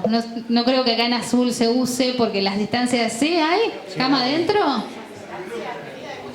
Ajá, bueno, yo fui cama adentro 4 años con mi hijo Joaquín, porque no teníamos dónde caernos muertos y pagar un alquiler era carísimo, entonces ser cama adentro es como que nos rescató un montón de tiempo. Y claro, yo estudiaba e intentaba terminar la escuela y todo, pero en algunas casas, tuve 3 casas, 1 año en 2 y 2 años en 1. Y uno se da cuenta qué patrones te apoyan porque de verdad quieren que te vaya mejor y qué patrones te apoyan por obligación o porque... Pero igual para ellos siempre vas a ser la chica que limpia y siempre vas a ser la chica de la casa. Entonces, me parece que tenemos que no ser ingenuos y darnos cuenta de que sí, obviamente vos decís, los civilizados o los bárbaros. Y no, obviamente una civilización con un capitalismo y con consumo. Yo banco todo eso. Yo soy pro empresas, pro trabajo, pro salir adelante, pro todo eso. Pero también... Sacamos el pro, digamos, estoy a favor. Nos robaron la palabra pro. Pero también soy consciente de que para algunos sectores yo siempre voy a hacer la barbarie. Claro. Y los peronistas siempre vamos a ser los bárbaros. Y los pobres siempre vamos a ser los bárbaros. Entonces, tenemos que ser conscientes de qué lugar nos asignan los otros para saber con qué estamos plantados y con qué bueyes estamos arando. Porque no hay nada, no podemos pecar de ilusos, sobre todo si venimos de una vida en la pobreza. Creo que hay que ver el contexto que se escribió el libro Civilización y Barbarie. Es que yo era muy anti-Sarmiento. Yo asistí a la escuela pública en el año 70 y pico, por supuesto estaba todo el revisionismo histórico, José María Rosa, bueno, Sarmiento lo puteaba en 8 idiomas. Sí. Comparto lo que dice Mayra, viéndolo en la perspectiva, realmente todo el proceso educativo. Lo que pasa es que interpretamos hoy, en el 2021, con civilización y con barbarie. Es como hablar que es una sociedad sin clases. Digo, a ver, el capitalismo necesita de la civilización y de la barbarie, si no, no podría funcionar el capitalismo. El capitalismo está en plena crisis, en este momento, una tremenda crisis a nivel mundial, hay una crisis del neoliberalismo, lamentablemente capitalizado en muchas regiones por las ultraderechas, pero es como suponer que hay una sociedad sin clases. Y yo creo que es una categoría más cultural ahora. Sí, se conjuga todo, sí, es una mezcla. Es una crisis de esta sociedad, es una crisis del sistema capitalista. Sí. Estaba leyendo un libro de Joda, lo leía y me causó gracia la frase, de Marc Rouget, es un antropólogo, que decía, Dios ha muerto, pero Marx ha muerto y la bolsa tiene algunos problemas. En una ironía no muy fina, hablando, criticando el neoliberalismo en este momento. Pero bueno, digo, volviendo a la civilización y la barbarie, hay que ubicar el contexto de cuando Sarmiento escribe ese libro y cómo lo interpretamos hoy, cómo, con una lectura, por supuesto que va a ser una lectura crítica, pero las clases sociales siguen existiendo y la barbarie sigue existiendo. Creo que lo que podríamos llegar a hacer es empezar a achicar las diferencias, ¿no? Que sea todo un poquitito, que las líneas no sean un electrocardiograma, sino que sea un poco más parejo, ¿no? Me parece, qué sé yo, como país, como comunidad de país. Quizá lo mío sea una boludez, pero bueno. Bueno, sí. O sea, ahora va a ir Moira, yo creo que falta amor. Voy a decir algo con respecto a Sarmiento, además de que hizo también cuando fue presidente se ufanaba de que trajo toneladas de alambre para alambrar y los campos, porque decía que los campos no tienen que estar ni los indios ni los gauchos. Entonces ufanaba que en su ¿cómo se llama? En su gobierno se alambró todo. Te la tiro. Sí, Rosas hizo lo mismo. Sí, bueno, está bien, pero Sarmiento se ufanaba, no Rosas. ¿Sarmiento qué? Sarmiento se ufanaba, no Rosas. Rosa también se ufanaba lo que hizo. No de eso, no del loteo. No del loteo, quiero decir. Sarmiento decía... ¿Rosa te daba los terrenos? Entramos en un terreno medio pinoso. Sí. Bueno, pero... ¿De dónde sacó Anchorena los terrenos? ¿Quién se lo dio? Pero ¿quién lo alambró? No jodamos. Vamos. Rosa lo alambró. Ay, te voy a salvar acá.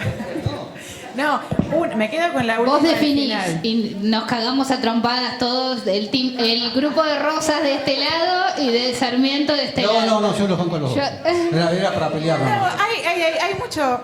Uy, tantas cosas. Primero la última, sí, hay mujeres cama adentro y acá hay el varón cama adentro que te cuida el campo y de paso te barea la vaca y esas cosas gratis, te dan la casita, pero tenés que hacerle parir unos terneros en el camino. Se usa mucho y también de los tipos, acá sigue el esclavismo. Pensé que no se usaba acá porque en Bahía se usa por un tema de distancias. Bahía tiene uno de los colectivos más caros del país. Entonces, para no viajar en colectivo y qué sé yo, la chica que es pobre se mete cama adentro y chao.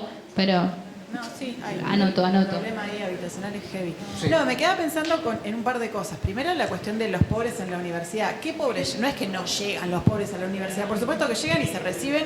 Y no solo el que era cartonero y estudió, viste, con lo que cartoneaba y se hacía los apuntes. No solo esos casos extremos. Hay muchos pobres que llegan. Ahora, ¿qué pasa con el pobre que llegó y terminó desclasado, por ejemplo? Bueno, que tenemos en la cabeza. Porque yo soy abogada, por ejemplo. Y tengo una de colegas que vienen de lejos, cuando no había universidad en el conurbano y nadie me regaló nada y yo entonces, bueno, hay mucho desplazamiento. ¿Y cuánto es lo que quedaron en el camino? Porque es un ínfimo porcentaje, no sé, en la UBA, por decirte, de los que entran, solamente aprueba el 10%, y sobre ese 10% de los 100 que entraron, haces el mapeo de quiénes eran pobres, es prácticamente nadie. Además, que sirva a la clase. La UBA es otro tipo de universidad. La UBA te chapea. Igual yo creo que lo que pasa en las universidades, en el conurbano, ahí sí van muchos pobres. Ah, bueno, sí. Ahí están pasando. O sea, hay que olvidarse de capital. No, bueno, pero acá también, porque acá tenemos el abogado que sale de UNICEN, no es el mismo que se fue a estudiar a La Plata. Ustedes tienen en Olavarría hay uni, ¿no? No, acá tenemos la sede que es buenísima. Y acá es la más progre de todas, Derecho y Agronomía. Están las dos juntas, parece un cementerio parque divino el campus. Todo así. Después está en la barriga. Tranquilizate, Moria, te dije. Bueno, Moria, no Moira, Moria. Tenemos que saber que todos le decimos así a la universidad. Pero dale. No, en Olavarría está Cerramos. medicina, ingeniería, hay varias sociales, en Tandil está arte, ingeniería, sí, la parte electrónica. Bueno, Sí. veterinaria en Tandil también. Bueno. Nada, eso. Y respecto a la cuestión de civilización y barbarie, me parece súper... Como lo bueno del liberalismo fue Sarmiento, lo único bueno que podemos sacar culturalmente. Sí. Y tristemente Alberdi también era interesante, era muy humano, pero perdió, digamos, en esa... Alberdi tenía ideas muy progresistas. De hecho, el liberalismo era progresista, históricamente. En esa época sí. Ahora está asociado a otras Claro, pero cosas. esa categoría. Pero el liberalismo era profundamente progresista y creía en el laico, desarrollo. humanista, o sea, Sí, había un aspecto totalmente. humanista. La de libertad ese- como sentido supremo del ser humano. Sí, en ese momento sí, y no Bueno. necesariamente la opresión, porque directamente te aniquilaban otro tipo de cultura, que eso yo lo veo como choto, tanto de Sarmiento como de Rosas y de Perón también, o sea, la hegemonía cultural y digamos el genocidio, el etnocidio que nunca se vio, o sea, unificar todo en una única identidad. Todavía lo seguimos pagando y por eso siempre vamos a hacer también la barbarie, porque somos, bueno, por ahí la piel no me ayuda, ¿no? Pero somos los que subsistimos, los que logramos sobrevivir a esas purgas de seres humanos, que fue el genocidio indígena, después el genocidio del político, y cómo puede ser que estos negros todavía siguen estando por acá, con todo lo que hicimos para eliminarlos. Sí. O sea, les quitamos existencia física, les quitamos existencia ideológica y colectivo en el cual identificarse, y todavía sigue habiendo negros reivindicando el choripán, la cumbia y el peronismo. Bueno, pero eso es interesante. Allá Sí, quiere decir algo el vos, señor. vos, es él, vos. Pará. Yo le quería preguntar a Mayra, un poco escuchamos dentro del peronismo voces que intentan representar muchas veces a los pobres, ¿no? La idea de la representación, de representarlo. Y en esa representación parece que se está jugando un lugar donde muchas veces no se tiene la experiencia. Y la pregunta sería, ¿cómo lo sentís vos cuando escuchás esas voces? Dentro, inclusive, de una fuerza a la Compañera. que apoyás, claro, cuando sentís que aquellos que por ahí tienen una cuestión más conceptual de haber estudiado y de sentir una igualdad, pero que no tienen la experiencia de todas estas cosas que estabas contando, ¿no? Sí, que sí. son parte de la materialidad, de un cierto materialismo. Yo, sí, primero aclaro que yo no me siento representativa de nadie, digamos, yo hablo, soy una expresión, digamos, de el pobre que llegó a la universidad, el pobre que logró trabajar, que se le abrieron las puertas. El pobre bueno. El pobre que la sociedad se banca. Claro. El pobre que la sociedad se banca. Es decir, yo eso lo llamo apropiación simbólica, lo que vos planteás. Una apropiación simbólica. Bien. Yo no me llevo bien con los compañeros que más quieren a los pobres, casualmente. Soy antiprogres, básicamente. Soy peronista otra línea. Y me llevo muy mal con la línea progre que se jacta de renunciar a ciertas cosas porque ellos aman a los pobres, ¿no? Y no tienen problema en, no sé, pisar el barro. No, porque yo voy a los barrios, yo piso el barro. ¿Y a vos qué te cambia, boludo, pisar el barro? Si vos después te volvés a tu casa y tenés todas las comodidades y tenés un subterráneo y vivís en plena capital federal. O sea, te crees igual al pobre porque haces una cosa igual que él, pero en tu realidad no se modifica absolutamente nada. Entonces a mí no me vengas a vender igualdad para abajo o que sos igual para mí, porque tu vida sigue exactamente igual. Vos no cambiás por ponerte una vestimenta sencilla o pisar el barro, porque tu vida sigue exactamente igual y tenés acceso a cosas a las que el pobre no va a tener acceso nunca. Entonces esa idea progresista de me considero cerca de los pobres porque voy a verlos todo el tiempo, me resulta repugnante. Te juro que me cae mejor alguien que me dice a estos negros hay que matarlos a todos, me parece mucho más honesto que un progre que se cree que va a ir al cielo y que es un tipazo y que él hace cosas por los pobres porque va al barrio y da la leche y en algunas cosas es sencillo o podría, no sé, vivir de una manera y vive de otra y renuncia a ciertos placeres. La verdad que estoy enfrente de ese tipo de personajes que además se consideran los dueños de los votos de los pobres y de la representación de los pobres, y en su puta vida entendieron que el pobre sí sueña tener eso a lo que ellos renuncian. El pobre sí sueña tener la posibilidad de no pisar el barro nunca más, y de no tener que andar con bolsas en las zapatillas, y de no tener que andar abrigado de más. Dame tu casa. Claro, si tanto renunciás, viste, esas cosas me repelen muchísimo y lamentablemente están adentro del peronismo. Y creo que los peronistas que somos más de base o que tenemos más otra visión de trabajo y de progreso y de aspiracional, ¿por qué nos tienen que robar esa palabra como si fuera algo malo, aspirar a algo mejor para nosotros y para nuestros hijos? Yo me considero enemiga de ese sector progre, pero te digo, puedo estar sacándoles el cuero hasta mañana porque hay gente a la que detesto. Hasta pasado. Voy a decir algo. Hay que renovar algunas cuestiones. ¿Qué pasa general? Que está lleno de progreso el gobierno popular, ¿no? Le podemos ir a gritar. Está muy progre el gobierno y ese para mí es uno de los grandes problemas. ¿Qué tenemos en la cabeza? Allá él pidió la palabra. Perdón. Bueno, hola. ¿Cómo te va? Bien, ¿cómo estás, Mayra? Y para Carlito también. Juan, amigo mío, te quiero mucho. Porque somos amigos. No, yo digo, del 2001 tuvimos un problemón grandísimo en este país y llegamos la década a tener 50 y pico % de pobres. Nunca más nadie hizo para mejorar. Y cuando decimos que tenemos en la cabeza, como dicen ustedes, está en cada uno de nosotros. Pero no son los mismos los pobres, porque vos si no comes un chico, no te come hasta que no tiene bien 10 años, no puede pensar igual que uno que comió bien siempre, claro, que estuvo bien alimentado. Pero igual lo que no se tienen que olvidar los pobres nunca, que el poder lo tenemos nosotros, porque en el cerebro nuestro está el poder cambiar, poder mejorar, poder ser mejor. La pregunta para Carlito. Vamos. ¿Qué crees que tienen los que tienen dinero en la cabeza? Sí.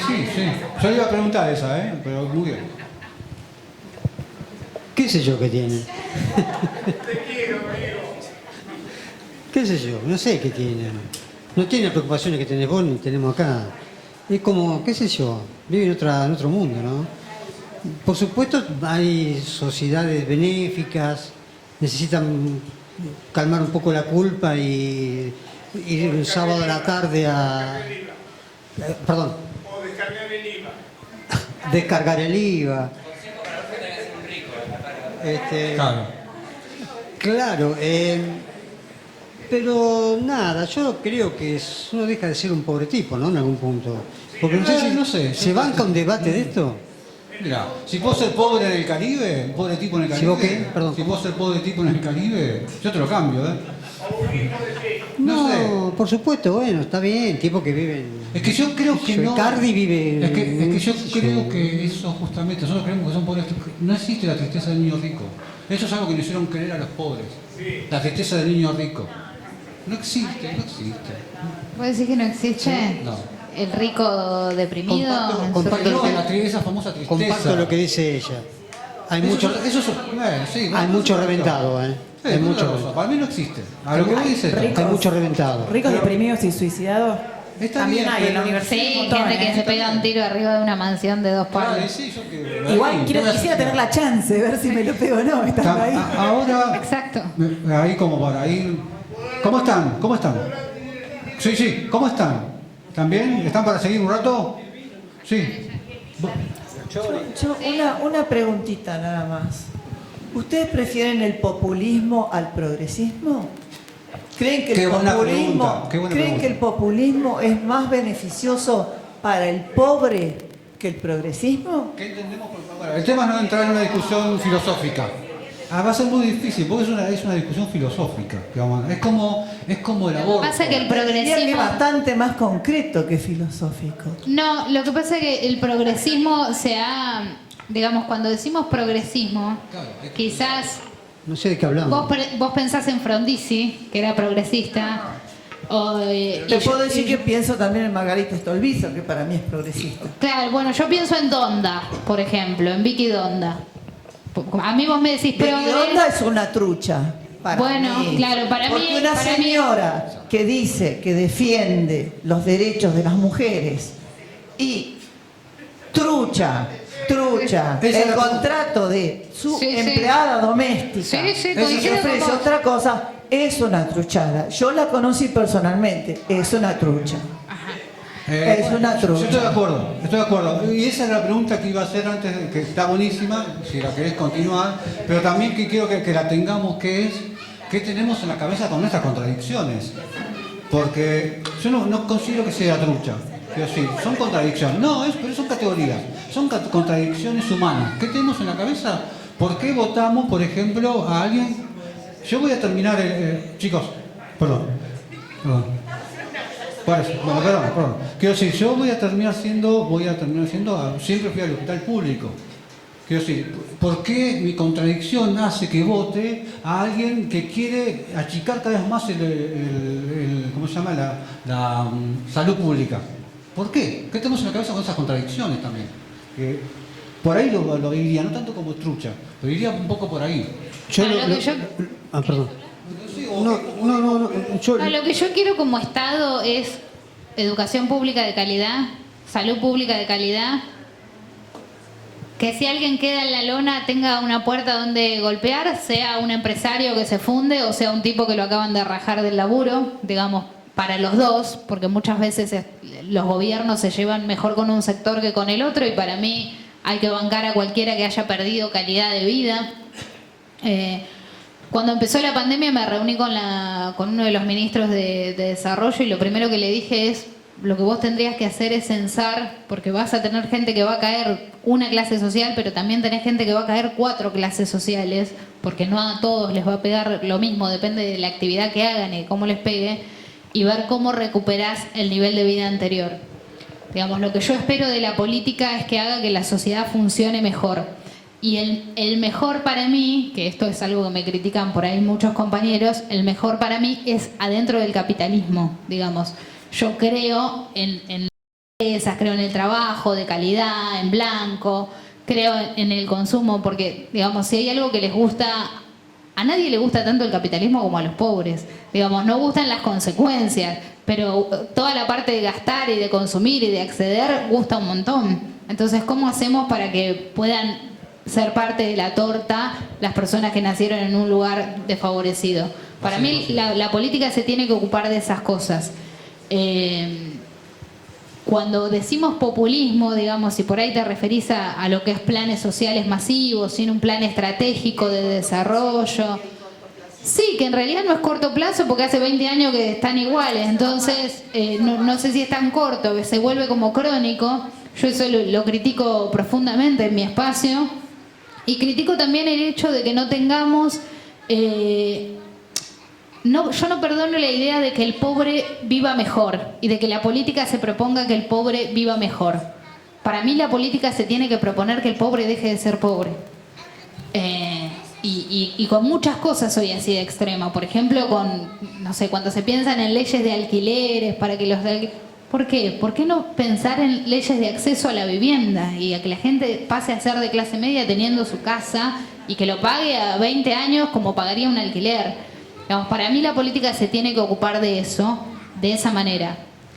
Soy peronista y me peleo más con los peronistas que con los otros, primero porque espero del peronismo que haga lo que tiene que hacer y de los otros no espero nada.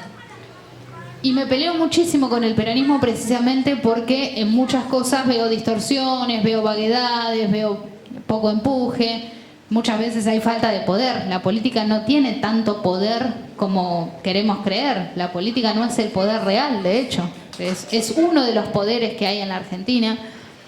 Y me peleo todo el tiempo con, sobre todas las cosas, las partes pequeñas del Estado. Es decir, la gente que pones en el ANSES a atender a los jubilados, la gente que pones al frente de PAMI, la gente que pones de empleada pública, la gente que, los docentes, cómo te manejás, digamos, todo lo que tiene que ver con lo que sí podés hacer con el Estado, Si lo haces mal, bueno, ya no estamos hablando de los poderes y del imperio, no, te estoy diciendo que pongas a una persona que no le ladre a la gente, por ejemplo. Todo eso para mí se tiene que ocupar la política y para mí tiene que ser mejor. Soy peronista porque creo que el peronismo es el único espacio que puede acumular el poder necesario para hacer los cambios que la sociedad necesita. Y esto obviamente es discutible y cada uno pensará que su espacio es el que puede acumular, pero digamos, a mí muchas veces se me acusa de tener una pobreza que cae bien, digamos, soy blanca, accedí al sistema educativo de grande porque dejé la escuela a los 13 para tener familia, tuve a mi hijo y después volví ya muy grande. Pero dentro de todo siempre fui una pobre adaptada al sistema, nunca me dediqué al choreo, siempre me dediqué al trabajo, entonces fui recontra adaptada al sistema. Y muchos me critican que mi pobreza quizás es la pobreza que queda cómoda al poder. Claro, sí, sí. Y esto yo lo discuto mucho, porque en realidad al poder todas las pobrezas le quedan cómodas. El poder real, el poder económico, no se moja los pantalones cuando ve un pobre de izquierda, o cuando ve un pobre de derecha, o cuando ve un pobre educado, o cuando ve un pobre de reo. Para el poder todos los pobres son igual de insignificantes. Entonces lo que hay que hacer es sacar... Exacto, ahí importan. Entonces lo que hay que hacer es sacar a la gente de la pobreza, sacar a los argentinos de la pobreza y acumular poder. Porque así como tengo una teoría de que la violencia se combate con violencia cuando es necesario, al poder se lo combate acumulando poder. No hay otra alternativa. Y para mí el espacio que puede hacer eso, con todas las críticas y todos los recauchutajes y todos los quilombos que hemos tenido, que yo me hago cargo de todos los muertos, porque algunos se hicieron peronistas hace poquito y te dicen, no, yo soy kirchnerista, yo me hago cargo de todos los muertos, incluyendo a Menem, incluyendo todo. El PJ es eso. El peronismo es el bien y el mal. Es todo el espectro, sí, de lo blanco a lo negro. Sí, y por eso es el único que puede llegar a acumular poder, porque incluye a todo, a lo más de derecha, desde Pichetto, hasta lo más de izquierda, hasta los empresarios, los pobres, los sindicalistas, todos de alguna manera pueden encontrar, si quieren, espacio en el peronismo. Entonces, para mí, el peronismo es ese monstruo que para mí de todos los monstruos es el monstruo que quiero que acumule poder, porque es el que puede llegar a ejecutar políticas que cambien de verdad la sociedad argentina. Carlos. No, yo quería simplemente, está claro lo de Mayra, creo que las palabras hoy están todas en discusión. Hablar de populismo y progresismo es una simplificación. ¿Qué es el populismo hoy? ¿Qué es el progresismo hoy? Creo que por suerte está todo en debate. Y creo que se tiene que dar el debate a fondo. Hoy hablamos de populismo, ¿y qué es el populismo? Es como decir, boca arriba, ¿viste? Yo creo que estamos en un proceso de cambio generacional. Miremos a los más jóvenes, fíjate lo que está pasando en la selección. Creo que hay una vuelta de tuerca en todo esto. A lo que nosotros concebíamos con una cuestión tradicional del populismo o tradicional del progresismo, creo que está cambiando. Hoy yo estoy lleno de dudas. Cuando preguntas a mí, yo siempre tuve más dudas que certeza en mi vida, ¿no? Me alimento de las dudas. Y hoy me alimento de la duda de decir qué soy el populismo y qué es el progresismo. Para mí es una tremenda duda. Son dos categorías que están en coso. Vamos a ir, está hermosa la charla, pero nos podemos ir todo en procesión a tomar alcohol y a comer al rancho de la Cambicha. ¿Vos querés hacer una pregunta, Andrés? Voy yo. Corro. A ver, pará. Sí, yo creo sí, de verdad que todo está en discusión pero debemos querer discutir.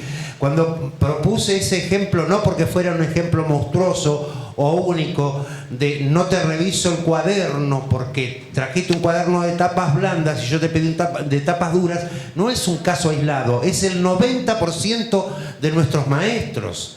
Entonces, y enseguida responden, no, que la escuela, sí, claro que estoy a favor de la escuela pública, por supuesto, por eso estoy diciendo esto, y que la escuela pública, entonces sale enseguida la maestrita a defender a la escuela pública. Estamos defendiendo a la escuela pública, pero lo cierto es que tratamos así a nuestros pibes, loco. Entonces hay que debatirlo todo, pero hay que estar dispuesto a debatirlo todo.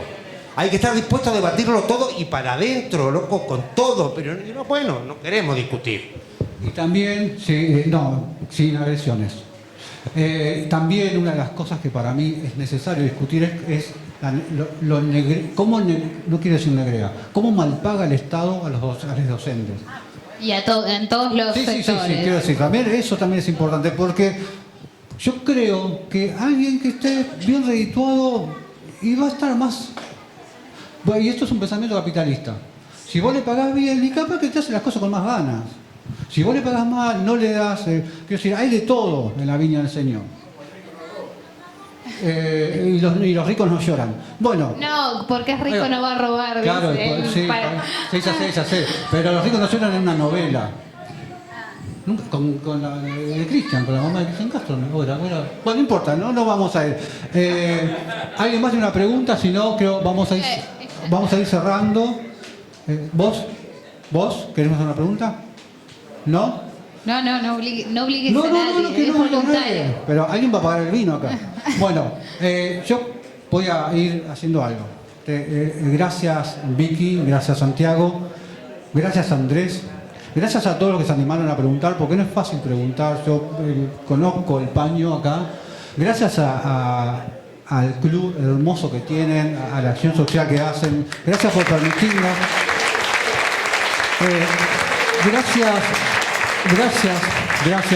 Gracias por estar acá, porque también es verdad que el Señor creo se fue. No, ya está. Es verdad que hace 200 años estamos más o menos 5 siglos igual, pero también está bueno que se discuta. En un momento va a cambiar, porque la discusión tiene que ser absoluta, necesaria, todo, pero de buenas maneras, porque hay gente que maneja el odio, hay gente que maneja la indignación, y la verdad que es amor. Si no es con amor, no te puedes encontrar con el desconocido. Es el único modo. Eso me parece hermoso. Gracias, te admiro. Ya te lo dije, te admiro la primera vez que te vi. Carlos, muchas gracias. Gracias por acercarte, por venir de un lugar. Gracias por poner la nota intelectual. Yo amo lo intelectual. Quiero decir, un tipo que ha vivido en un orfanato, pobre, sin comer, que ha dormido sobre el piso de tierra, un montón de cosas. En un momento sabía que era lo intelectual, que sabía que era manejar la palabra para... ¿Qué tenía yo en la cabeza para hacer la pobreza? La lengua, lo intelectual. Y quiero decir, cuando otros no lo tienen, y lo que pasa, que el rizoma, no sé quién dice el rizoma, es mi hermano que no es intelectual, el mayor, cuando yo me mandó a laburar, yo dejé de laburar una vez. Y me dice, hay que laburar. Y digo, mira, yo soy un artista. Necesito tiempo, espacio, pensar. Y el tipo a partir de ahí me empezó a bancar todo. Comida, puchos, todo. Bueno, eso pasa, yo quiero decir, eso hay que hacer, trasladarlo a todos lados. Mayra. Bueno, muchísimas gracias a todos, la verdad que a esta hora, con esta noche que estén acá, viniendo a hablar de pobreza y de la realidad y de todo, la verdad que me parece que habla de la sensibilidad de ustedes y se los agradezco muchísimo. No quiero que terminemos en conflicto. Sé que hay discusiones que tienen que ser dadas, pero banco que sean siempre desde el respeto. Yo tengo mis críticas a absolutamente todo, de hecho soy bastante criticona. Pero bueno, la idea de esto era venir a pasar un buen momento, venir a conversar, venir a escucharlos también, porque las preguntas también hablan mucho de cada lugar y la verdad es que me he sentido muy respetada, muy contenta de hablar acá con ustedes y nada, espero que me inviten a alguna próxima vuelta. Gracias al club y gracias a ustedes, en serio, por todo. Bueno, gracias. Perdón, hay una cosa que hoy me olvidé, que lo tenía anotado acá. Santi le quiere hacer un regalo a Mayra. Santi, acá, Santi Gasparini.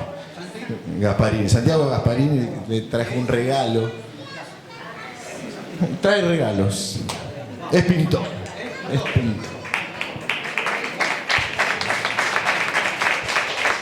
Para usted, compañera, un retrato de mi padre, un peronista de raza de toda la vida. Bueno, Chiola Gasparini, que es...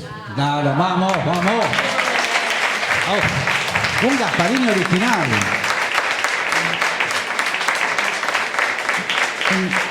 Un Gasparini original. Bueno, Ahí bajamos y hablamos. Gracias. Gracias. Ponga música, maestro.